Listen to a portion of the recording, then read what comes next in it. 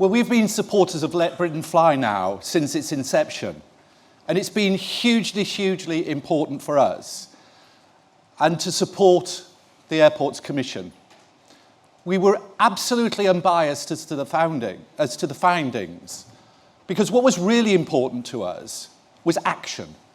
What we wanted to do was somebody to recognise the economic benefits that have come from any increase in the capacity.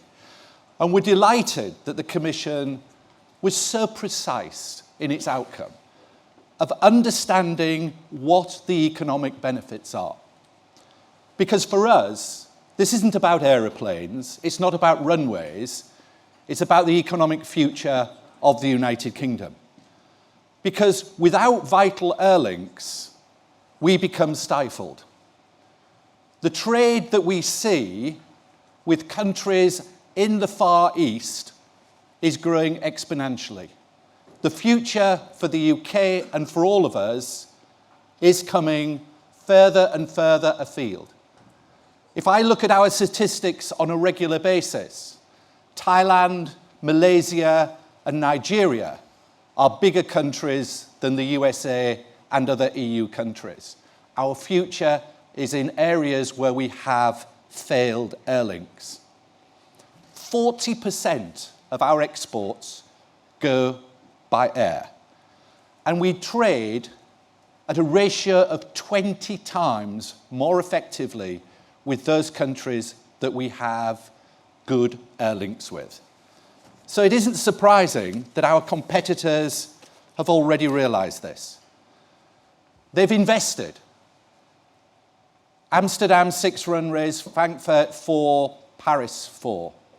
So for the Asian consumer and the Asian businessman, it's really not that difficult to understand why they chose to go to Paris. The French have 50% more flights into Paris than we do in London. So it isn't a surprise that the Chinese shopper spends 8 times more in Paris than they do in London. So this is a really clear economic benefit that everybody else has recognised apart from our own government. We have now been dithering from report to report for the past 70 years.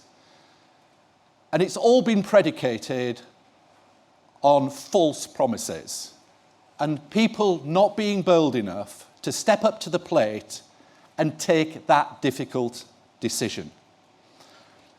And I want to stress, this isn't about just London. This is about the whole of the United Kingdom. Because the work that we've done in Let Britain Fly has shown that there is equal support for this.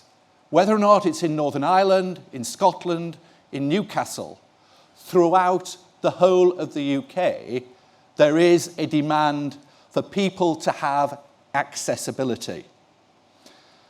So the one thing that I urge people to do is to actually look at the annual cost of dithering.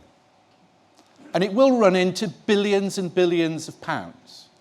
And we should hold all politicians now to account for the annual cost of their dithering and procrastinations. Because this is not about politics. This is about taking an action and taking it quickly. We want this put before Parliament before Christmas. We want this to go through as few political quangos as we can, and we want them to start the building process. We are already far too late, and we have to recognise that. So my plea from the business community is really very succinct. Don't hide behind committees. Don't put politics before the decision. Just get on and let the people who want to trade with the UK trade with the UK. Thank you very much.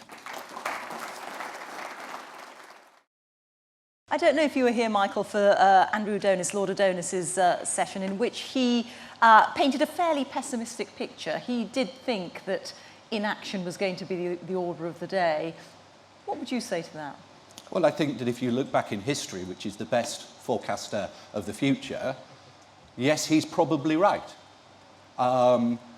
People tend to take party politics ahead of the UK. And I think that, I would guess, that's exactly what's going to happen. I'm staggered that if you were sitting in any boardroom in the UK and somebody said, what's your distribution strategy? And said, well, we haven't had one for 70 years.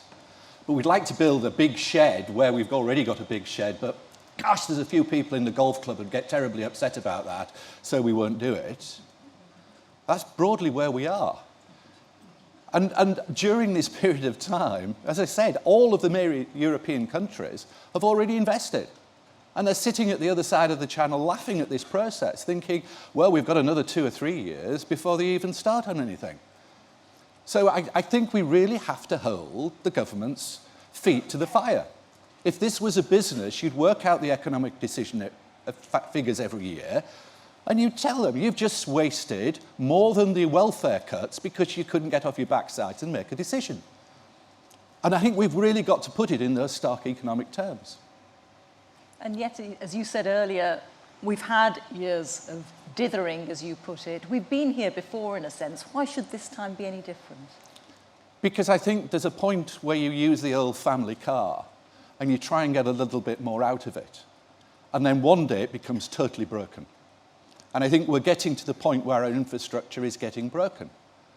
And the decisions, not only of this, and please don't get me talking on visas, but people who now want to set up in Amsterdam because of ease of transportation, the number of flights that they can catch, and the fact that they can graze across from a Schengen country under one visa, it's an absolute slam dunk.